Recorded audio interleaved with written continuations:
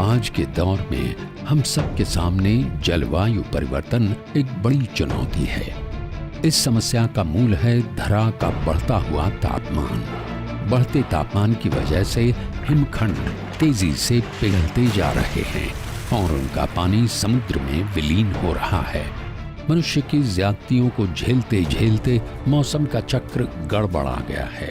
कहीं भारी वर्षा का तांडव तो कहीं अकाल के कारण तबाही।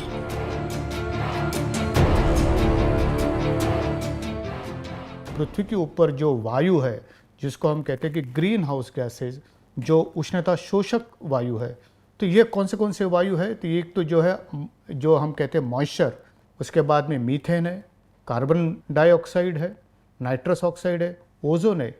ये जो वायु है जो पृथ्वी के वातावरण में जो घूम रहे हैं, इसको हम ग्रीन हाउस गैसेस कहते हैं। और इनकी खासियत ये है कि पृथ्वी से जो परावर्तित होने वाली ऊर्जा है, ये वायु जो है इसको ट्रैप करते हैं और ये वायु इसको ट्रैप करने के बाद खुद गर्म हो जाते हैं एंड देन दे री-रेडिएट बैक। इसका कारण ये हो सकता है, इसका परिणाम ये हो सकता है कि पृथ्वी का तापमान जो है वो धीरे धीरे बढ़ सकता है। Earth climate is influenced by interactions between land, water, ocean and atmosphere. The consequences of climate change will be a number of not consequences, but the three important ones are changes in temperature, changes in precipitation, that is rainfall, and sea level rise.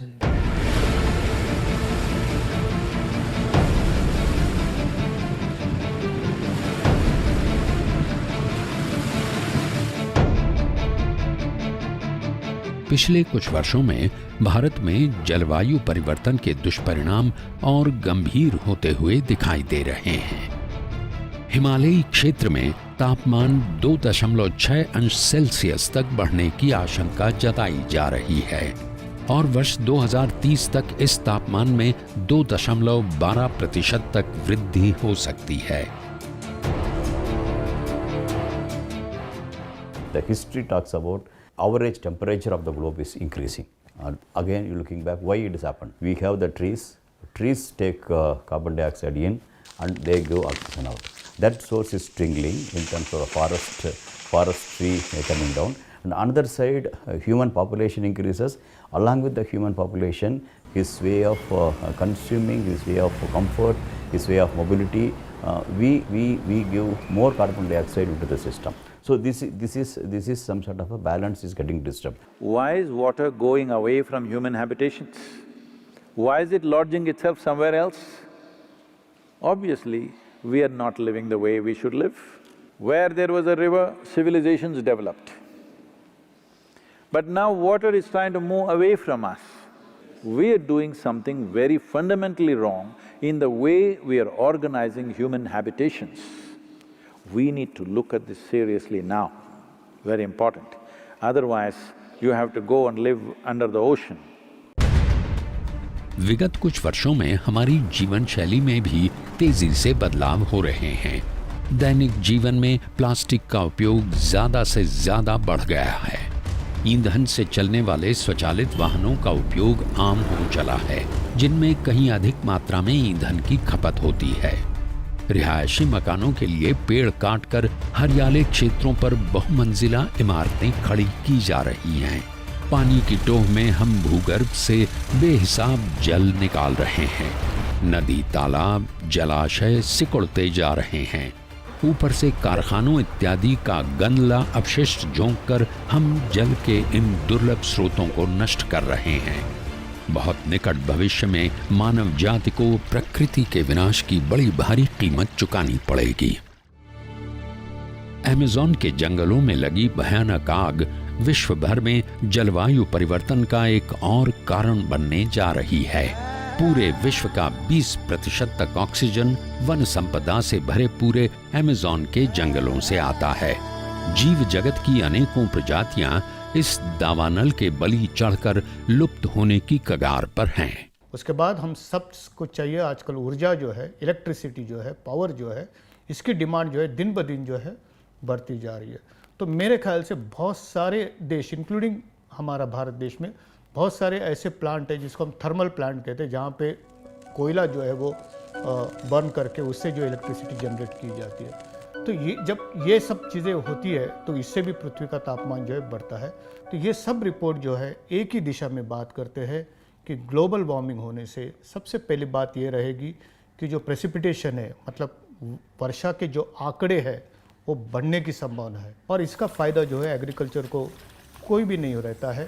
इससे यही होता है कि flood like situation रहता है, जैसे आपने उत्तराखंड में देखा होगा, केरला में रिसेंट फ्लड्स देखे होंगे, और रिसेंटली आसाम में भी इस साल भी 2019 में भी अगर आप देखोगे तो आसाम में भी फ्लड्स है, बिहार में भी अभी कुछ दिन पहले फ्लड थे।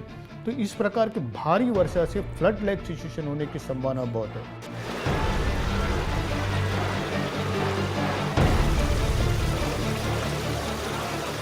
We also are experiencing increased spread of diseases, and most of the diseases are probably spread through vectors which are proliferating due to climate change. Any of these insects which spread pathogens, they probably reproduce much faster due to the effect of climate change. When we talk about climate change, we also think about the diseases it causes. So we have increase in respiratory or lung disorders like chronic obstructive pulmonary disease, increase in the allergies and waterborne infections. So there is a major increase in the climate sensitive diseases.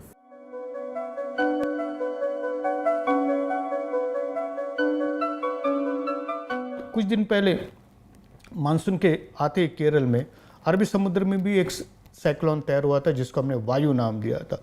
इसकी भी intensity जो है very severe cyclonic storm बना। तो इसका मतलब ये है कि जो साइक्लोनिक स्टॉर्म्स है उसकी आने की फ्रिक्वेंसी, उसकी तीव्रता या सीवियर वेदर की तीव्रता जो है ये सब बढ़ने की संभावना जो है ये ग्लोबल वार्मिंग या क्लाइमेट चेंज की वजह से आने की संभावना है।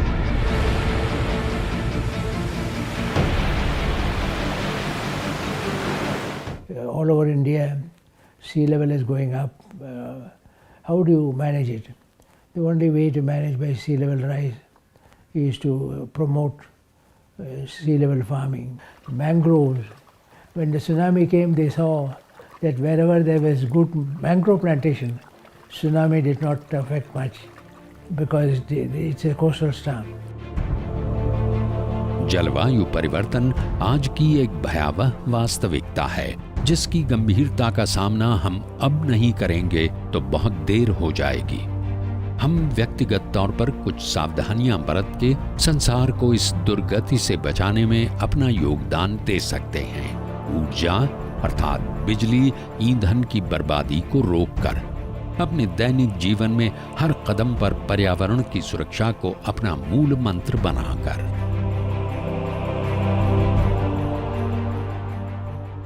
The whole question of climate change, adaptation and mitigation, I said. Mitigation, the only way is shift to a low carbon economy. Instead of going more and more petroleum products, grow natural energy, particularly solar energy. Here our country's initiative in establishing a solar consortium is a very good one. How do we use solar energy? We are blessed with solar energy throughout the year and we can use it more effectively. And beyond that, I think good number of windmills are coming, and definitely industries also, whomever that consumes power in some form, they can industry form, they can make good number of windmills elsewhere, and whatever they are consuming electricity here, and that can be compensated there. So, but that electricity is done not using diesel, not using coal, not using some other form, it is using a natural air.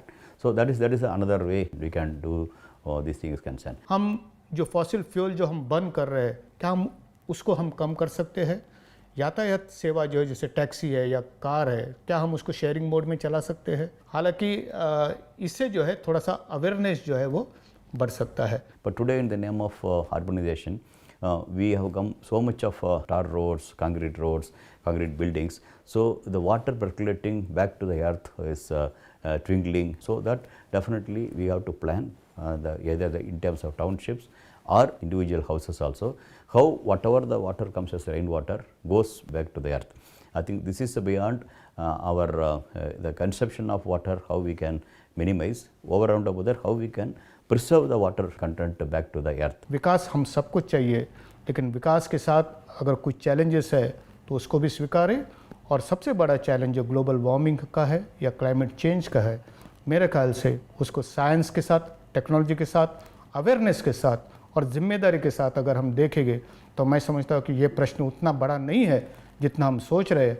आने वाला समय अगर हम इस कदम पर चले, इस particular रास्ते के ऊपर चले, तो मैं समझता हूँ कि ग्लोबल वार्मिंग बहुत अपनी रफ्तार जो है बहुत कम हो जाएगी और इसका असर जो है बहुत दूर तक हमें इसका असर जो है बहुत कम नज़र आएगा।